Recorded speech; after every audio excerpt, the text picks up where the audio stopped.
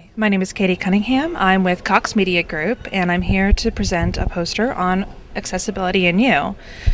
508 is a U.S. government mandate. It covers websites. It's a mandate that to make websites accessible for everyone, no matter what your disability is. Many other governments have also copied this mandate. So if you're from Canada or Israel or any of those, they will often have this almost exact same wording somewhere. Basically, it's all the data and all the functionality should be available to all the users with the best usability possible, or all the stuff for all the people without annoying anyone. Some guiding principles. You do want to start simple. You want to add your bells and whistles slowly. If you want to do something cool, add one thing at a time, make it accessible. You also want to degrade gracefully. If somebody can't use your bells and whistles, make sure that as you degrade, all your functionality and all your information is still there. It's okay if it's not as cool, but you do want to make sure that everything, is still there. And if all else fails, give an alternative. You don't want this to be your first thing you do, like, well, here's our site for the blind people, because that can lead to a lot of complications. But if you really can't do it any other way, make sure you give an alternative.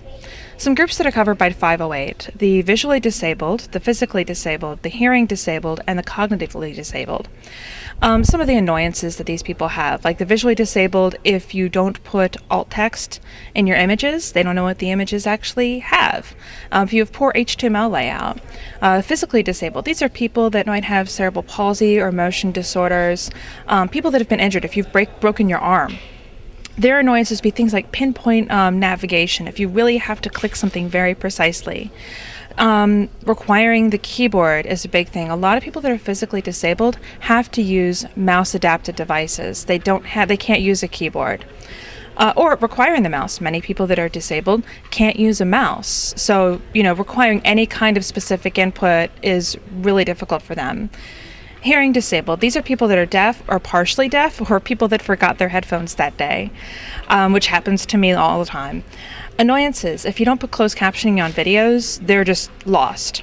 And a lot of people, if you get hearing loss and you're wearing a hearing aid, headphones don't help.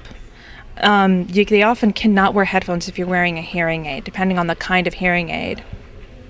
If you have sound-only indicators, if the only way to know that something happened is a sound, they can't tell.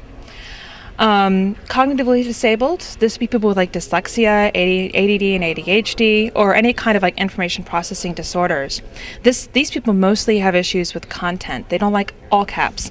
They don't like long sentences, long paragraphs, all that kind of stuff.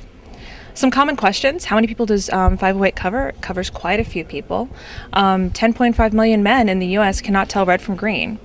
Do you legally have to comply if you're not a federal site? You probably do not have to comply, but an accessible site is more usable for everyone. The things that annoy them often annoy us.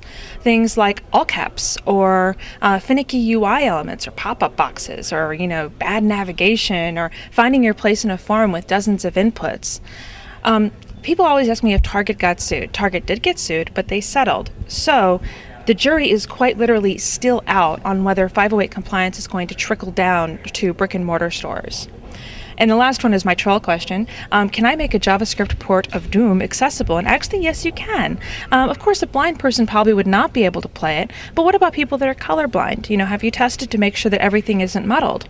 Can you add an easy mode? Can you add alternate inputs? So people might be able to use WSAD instead of their arrow keys. Are you captioning your spoken text? And are you adding visual indicators for something happening off screen? And here are some basic 508 tricks. Just basically for HTML, you want good HTML. You want your headers to descend logically. You want to make sure your links have a title that goes with them. Images always have alt text and check the color contrast. Tables, you want to make sure your tables are scoped. Fonts, sans serif is actually the best. Colors, pick your colors very carefully. Navigation, you want a consistent navigation, and you want to be able to skip the navigation. And here's some further reading. Thank you.